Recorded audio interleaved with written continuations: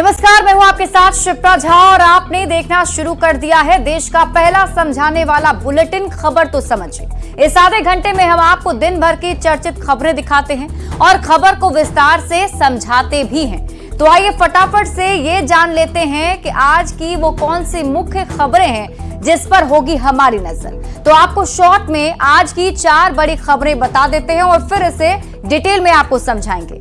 पहली खबर है गिरिराज सिंह की यात्रा का सियासी गुणा गणित समझिए, क्योंकि 18 अक्टूबर से यात्रा की शुरुआत होने वाली है। दूसरी खबर तेजस्वी यादव के साथ यात्रा का कौन सा रिकॉर्ड जुड़ा है, ये हम आपको बताएंगे, क्योंकि एक बार फिर से तेजस्वी यादव नई यात्रा निकालने जा रहे हैं। जानिए झारखंड विधानसभा का ऐलान कब होगा, क्योंकि इसको लेकर बड़ी खबर सामने आ रही है। और आपको अगली खबर बताएंगे बिहार से बाबा सिद्दीकी का कनेक्शन क्या था, ये हम आपको समझाएंगे।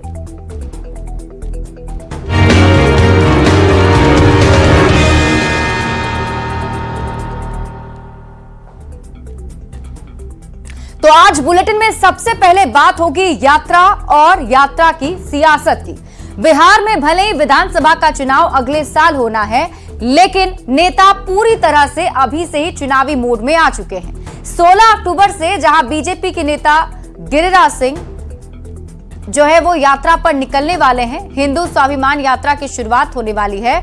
तो वहीं आपको बता दें कि 18 अक्टूबर से तेजस्वी यादव की आभार यात्रा का दूसरा चरण भी शुरू होने वाला है और दोनों नेताओं की यात्रा पर हो रही सियासत को भी आपको दिखाएंगे और इन यात्राओं का सियासी मकसद भी बताएंगे।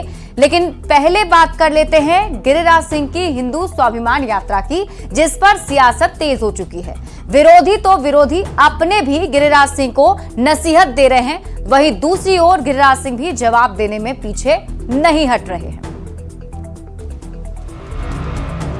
काहे कुछ चलाएगा किसी पर ईटा पत्थर, ये प्रचार किया जाता है झूठा।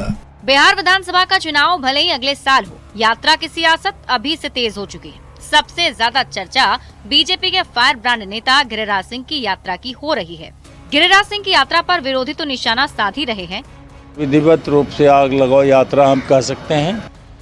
अपने भी इशारों में नसीहत देने से बाज नहीं आ रहे।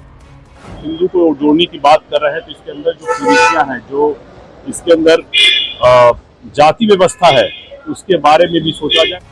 एलजेपीआर के अरुण भारती की तरह ही जेडीयू के गुलाम गौस भी गिरिराज सिंह को नसीहत देने में पीछे नहीं रहे। गुलाम गौस ने गिरिराज सिंह को यात्रा के बहाने माहौल खराब नहीं करने की सलाह दी है। उसका मकसद जो है समाज में उन्माद फैलाना या किसी तरह का माने तनाव पैदा करना नहीं होना चाहिए। अपनी यात्रा पर विरोधियों के निशाने और सहयोगियों की सलाह का गिरिराज सिंह ने उसी अंदाज में जवाब भी दिया।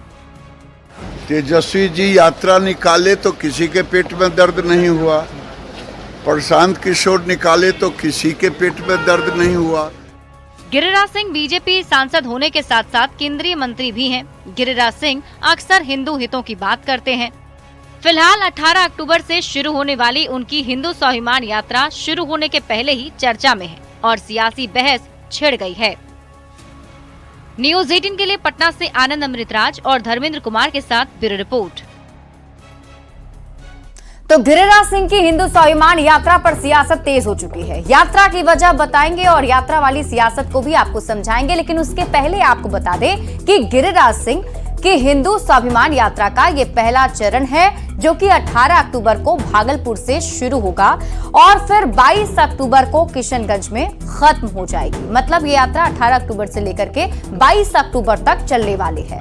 पहले चरण की 5 दिन की यात्रा में गिरिराज सिंह भागलपुर होते हुए कटिहार, फिर पूर्णिया और अररिया को टच करते हुए किशनगंज तक जाने वाले हैं, जहां यात्रा का समापन होगा। दरअसल गिरिराज सिंह की इस यात्रा का फोकस मुस्लिम बहुल वाला इलाका सीमांचल है। सीमांचल में मुस्लिम आबादी काफी ज्यादा है। गिरिराज सिंह की यात्रा से वहां ध्रुवीकरण की कोशिश की जा सकती है। अब आइए गिरिराज सिंह की यात्रा को भी समझ लेते हैं। गिरिराज सिंह शुरू से ही हिंदू हितों की बात करते रहे हैं, मुस्लिम सांप्रदायिकता का विरोध करते रहे हैं और बिहार में अगले साल विधानसभा का चुनाव होना है, तो हिंदू स्वाभिमान यात्रा में लोगों से गिरिराज सिंह मिलेंगे, हिंदू को संगठित करने की बात कहेंगे और गिरिराज सिंह को अपना कद बढ़ाने में भी इस यात्रा से मदद जरूर मिलेगी। गिरिराज सिंह कार्यकर्ताओं में जोश भरने का भी काम करेंगे, क्योंकि वो यात्रा के जरिए जो बीजेपी कार्यकर्ता हैं उनसे भी कनेक्ट होंगे। हिंदू वोट के बिखराव को रोकने की कोशिश भी इस यात्रा के जरिए जरूर की जाएगी। गिरिराज सिंह की यात्रा से हिंदू वोट एकजुट होगा। जात पात की सियासत करने वाले लोगों की रणनीति खराब होगी, क्योंकि बिहार में जाति की राजनीति की जाती है, लेकिन बीजेपी की तरफ से हिंदू कार्ड खेलने की कोशिश की जा रही है। बढ़ते आगे और अब बात एक और यात्रा की। तेजस्वी यादव भी यात्रा करने जा रहे हैं। बिहार विधानसभा में नेता प्रतिपक्ष तेजस्वी यादव एक बार फिर से कार्यकर्ता दर्शन और संवाद यात्रा पर निकलने वाले हैं। आरजेडी ने यात्रा के दौरान तेजस्वी यादव की जासूसी करवाने का आरोप लगाया है, तो बीजेपी और जेडीयू नेताओं ने तेजस्वी यादव को अगंभीर नेता करार दिया है। पहले तो जासूसी करवा रहे थे हमारी यात्रा की। क्यों भाई, आपका कोई जासूसी कराएगा? विजयादशमी के बाद तेजस्वी यादव फिर यात्रा पर निकलने वाले हैं। तैयारी विधानसभा चुनाव की है। दूसरे चरण में तेजस्वी 11 दिनों की यात्रा पर रहेंगे और 12 जिलों का दौरा करेंगे। तेजस्वी 16 अक्टूबर को यात्रा की शुरुआत करेंगे, जो 26 अक्टूबर तक चलेगी। शुरुआत बांका जिले से होगी और समापन होगा गया में। लेकिन यात्रा का दूसरा चरण शुरू होने से पहले ही सियासत तेज हो गई है। पहले तो जासूसी करवा रहे थे हमारी यात्रा की, अब ये लोग समाज को बांटने के लिए निकल रहे हैं। यात्रा के पहले चरण की तरह ही आरजेडी ने फिर से तेजस्वी यादव की जासूसी कराने का आरोप लगाया, तो आरजेडी की ओर से प्रवक्ता अंशुम आरा ने पलटवार करते हुए तनिक भी देर नहीं लगाई। क्यों भाई, आपका कोई जासूसी कराएगा? अगर आपके अंदर में झांका जाए, आपकी अगर कोई चीजें कॉन्फिडेंशियल है, तो वो करप्शन के अलावा है क्या आपके पास? बीजेपी के प्रवक्ता कुंतन कृष्ण ने कहा है कि जब बिहार बाढ़ से डूब रहा था तो तेजस्वी यादव दुबई में घूम रहे थे, अब यात्रा निकालने चले हैं। अब बिहार और पूरा देश जान चुका है कि तेजस्वी तो बिल्कुल गैर जिम्मेदार व्यक्ति हैं और एक बहुत ही गैर जिम्मेदार नेता हैं। वैसे कांग्रेस को तेजस्वी की यात्रा में काफी उम्मीद दिख रही है। केंद्रीय मंत्री गिरिराज सिंह की तरह तो समाज बांटने नहीं ना निकल रहे हैं। तेजस्वी की यात्रा का मकसद विधानसभा चुनाव की तैयारी है। अगर तेजस्वी जीत की प्लानिंग के लिए कार्यकर्ताओं का बेहतर इस्तेमाल कर पाते हैं तो यह बड़ी बात होगी। वैसे ये भी एक सच है कि तेजस्वी की ज्यादातर यात्राएं अधूरी रही हैं। न्यूज़ 18 के लिए पटना से अमित कुमार के साथ ब्यूरो रिपोर्ट। और अब आप तेजस्वी यादव के आभार यात्रा के दूसरे चरण को भी जान लीजिए। तेजस्वी यादव अपने आभार यात्रा के दूसरे चरण की शुरुआत 16 अक्टूबर को बांका से करने वाले हैं, जो कि 11 दिन में 12 जिलों को टच करते हुए 26 अक्टूबर को गया में समाप्त हो जाएगी। अब ये जानिए कि तेजस्वी यादव अपनी यात्रा के दूसरे चरण में किन किन जिलों में जाएंगे और ये जिले कौन कौन से होने वाले हैं। तो जमुई, मुंगेर, खगड़िया, बेगूसराय, लखीसराय, शेखपुरा, नवादा, नालंदा, जहानाबाद, अरवल के साथ ही गया जिले शामिल हैं, जहां तेजस्वी यादव की यात्रा होने वाली है। आभार यात्रा के पहले चरण में कुछ गाइडलाइन भी जारी किए गए थे। आइए हम आपको उस गाइडलाइन के बारे में भी बता देते हैं। तेजस्वी यादव के साथ सिर्फ स्थानीय नेता ही रहेंगे। मतलब ये कि तेजस्वी यादव जब यात्रा पर निकलेंगे तो उनके साथ जो स्थानीय नेता वहां के हैं वो मौजूद होंगे और दूसरे क्षेत्र के नेता और कार्यकर्ता उसमें नहीं रहेंगे। विधायक, पूर्व सांसद उनके साथ इस यात्रा के दरमियान मौजूद रहेंगे। विधान पार्षद, पूर्व पार्षद, जिला अध्यक्ष भी उनके साथ रहेंगे। जिला अध्यक्ष व्यवस्था देखेंगे। प्रभारी इस पूरी यात्रा की मॉनिटरिंग करेंगे। होर्डिंग्स, पोस्टर, तोरण द्वार लगाने पर रोक लगाई गई है। वैसे तेजस्वी यादव पहली बार यात्रा पर नहीं निकल रहे हैं, लेकिन इनकी ज्यादातर यात्राएं जो रही हैं वो अधूरी ही रही हैं। आभार यात्रा के पहले चरण के बाद भी तेजस्वी यादव विदेश चले गए, जिस पर विरोधियों ने सवाल भी उठाया था। अब आइए जानते हैं कि तेजस्वी यादव कब कौन कौन सी यात्रा पर निकले हैं। 2018 में तेजस्वी यादव ने सबसे पहले बेटी बचाओ साइकिल मार्च निकाली थी।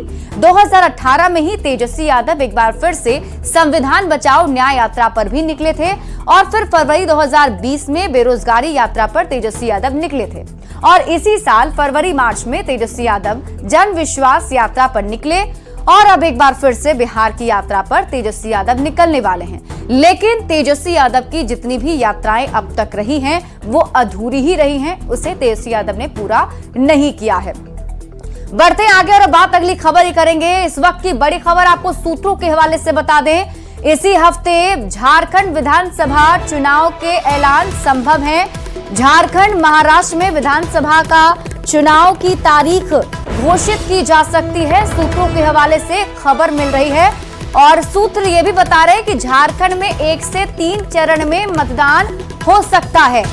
ज्यादा संभावना 2 चरण की जताई जा रही है, यानी कि झारखंड में हो सकता है कि इस बार विधानसभा के चुनाव 2 चरणों में कराए जाएं। वहीं महाराष्ट्र में ज्यादा संभावना 1 चरण की है।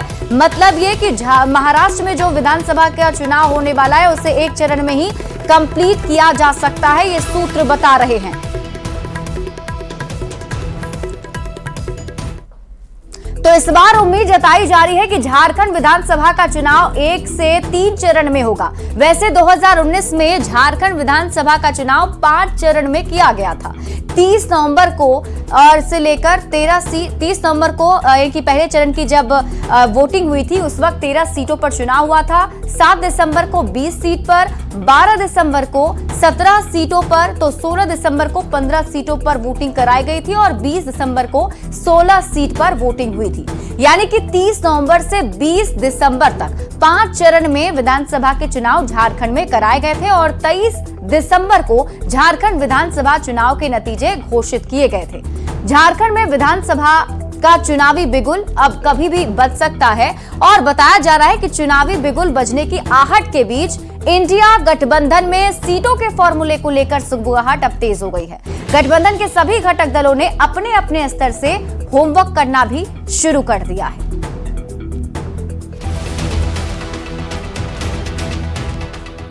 झारखंड में चुनावी भोपू बचने से पहले राजनीतिक पारा चढ़ने लगा है।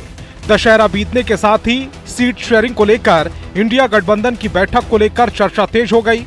चुनाव की तारीखों के ऐलान के साथ ही सीट शेयरिंग पर भी बैठक बुलाई जाएगी। इसको लेकर गठबंधन में शामिल 4 प्रमुख दलों ने होमवर्क भी शुरू कर दिया है। हम लोग निर्णय लेंगे कि किस तरह से हम लोगों को चुनाव में आगे बढ़ना है, किस तरह से सीटों का जो बंटवारा है वो होगा और आगे की जो रणनीति है उस रणनीति पर भी हम लोग चर्चा। अब जो कुछ एक आध सीट जो दिखेगा कि नहीं यहाँ इसको होना चाहिए, इसको यहाँ होना चाहिए, तो ये बहुत जल्द बैठ कर निपटा लेने का। और हम लोग के तरफ से भी ये प्रयास किया गया। पिछले दिनों आए थे मीर साहब, तो इस पर सीएम साहब से बोले भी कि जो भी सीट शेयरिंग का है एक फार्मूला तय करके आगे बढ़ा जाए। हमारी तैयारी अच्छी है। आप विधानसभा चुनाव को देखिए या लोकसभा चुनाव में हमारी परफॉर्मेंस को देखिए, तो किसी भी हमारे गठबंधन के साथियों की तुलना में हमारी स्थिति काफ़ी बेहतर है और उस सीट को माले जीत सकती है। माना जा रहा है कि झारखंड में इंडिया गठबंधन के बीच सीटों का फॉर्मूला उसके परिणाम पर भी बड़ा असर डालेगा। अगर गठबंधन में बगैर किसी टूट के सीटों का बंटवारा होता है तो चुनावी समर में इसका बड़ा फायदा मिल सकता है, लेकिन फॉर्मूले पर अगर फसाद होता है तो फिर इसका सीधा लाभ विरोधी एनडीए को मिल सकता है। रांची से न्यूज़ 18 के लिए अविनाश कुमार की रिपोर्ट। अब देखिए, झारखंड में विधानसभा के चुनाव के ऐलान कभी भी हो सकते हैं, तो ऐसे में अब सीटों के फॉर्मूले को सेट किया जा रहा है। लेकिन इंडिया गठबंधन में सीटों को लेकर पेंच भी फंसा हुआ है, क्योंकि जो सीट बंटवारे की बात कही जा रही है उसके मुताबिक जेएमएम जो है वो 43 से 45 सीटों पर चुनाव लड़ सकता है। कांग्रेस 25 से 28 सीट पर, आरजेडी को 5 से 7 सीटें दी जा सकती हैं और सीपीआई-एमएल को 3 से 4 सीटें दी जा सकती हैं। लेकिन कांग्रेस चाहती है कि वो 33 सीट झारखंड में हासिल करे और 33 सीट पर अपने कैंडिडेट उतारकर चुनावी मैदान में जाए। तो वहीं माले की तरफ से भी दावा 5 सीटों का किया जा रहा है कि 5 सीट पर माले मजबूत स्थिति में है और वहां पर उनका जो है प्रतिनिधित्व किया जा सकता है। इंडिया में सीटों का पेच जो है मार्क्सवादी माले के साथ साथ जो सीटों की डिमांड बढ़ी है उससे ज्यादा बढ़ चुकी है और इन सीटों पर जो वो सीटें जिस पर दावेदारी माले की तरफ से जताई जा रही है, जो 5 सीटें हैं उसके मुताबिक कहा जा रहा है कि बगोदर, जमुआ, राजधनवार, निरसा, सिंदरी, ये 5 सीटें हैं जिस पर दावेदारी जाहिर की जा रही है माले की तरफ से। हालांकि देखना होगा कि सीटों का फॉर्मूला क्या तय होता है, क्योंकि जेएमएम जो है यहाँ पर इस बार बड़े भाई की भूमिका में रहने वाला है। बढ़ते हैं आगे और अब बात अगली खबर ही करेंगे। मुंबई में एनसीपी अजीत पवार गुट के नेता और महाराष्ट्र सरकार के पूर्व मंत्री बाबा सिद्दीकी की गोली मारकर हत्या कर दी गई। महाराष्ट्र की सियासत में बाबा सिद्दीकी एक बहुत बड़ा नाम थे। बॉलीवुड के बड़े सितारे भी अपने बुरे वक्त का साथी बाबा सिद्दीकी को बताया करते थे। लेकिन आपको क्या पता है कि बाबा सिद्दीकी का बिहार से भी कनेक्शन था? क्या है उनका बिहार से कनेक्शन, ये रिपोर्ट देखिए।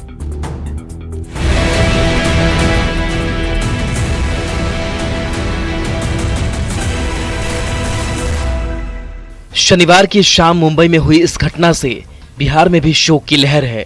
हमलावरों ने ताबड़तोड़ फायरिंग कर बिहार के इस लाल को मौत के घाट उतार दिया। बाबा सिद्दीकी की मौत से बॉलीवुड और सियासत दोनों जगह गम का माहौल है, लेकिन बिहार वासी भी उनकी मौत से शोक में है। बाबा सिद्दीकी के इस तरह से जाने का गम उन्हें हर वक्त सता रहा है। दरअसल बाबा सिद्दीकी का बिहार से खास कनेक्शन रहा है। मूल रूप से बिहार के रहने वाले बाबा सिद्दीकी ने मुंबई में बड़ा नाम कमाया।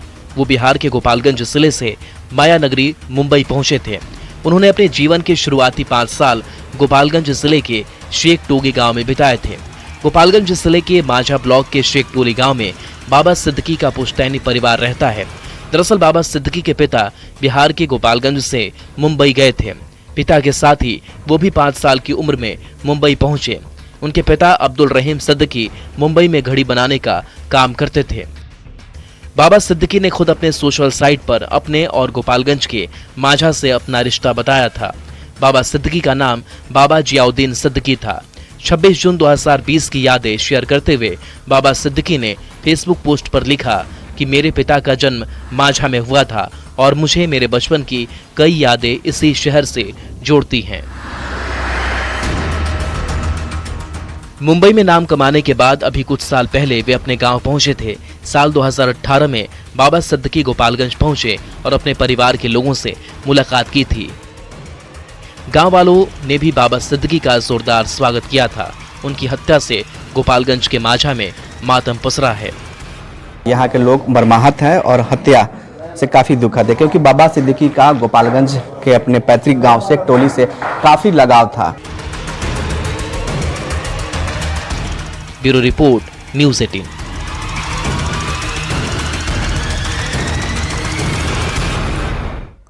और अब आप इस पूरे मामले को समझिए। वैसे तो लॉरेंस बिश्नोई गैंग ने सोशल मीडिया साइट पर हत्या की जिम्मेदारी ले ली है, लेकिन पुलिस अभी भी हर एक एंगल से इस पूरे मामले की जांच कर रही है। इस मर्डर से जुड़े 4 एंगल सामने आ रहे हैं। पहला एंगल है सलमान खान से दोस्ती, क्योंकि सलमान खान के पीछे लॉरेंस बिश्नोई गैंग बीते कुछ सालों से हाथ धोकर पड़ा हुआ है। वहीं दूसरा एंगल है अंडरवर्ल्ड का हाथ।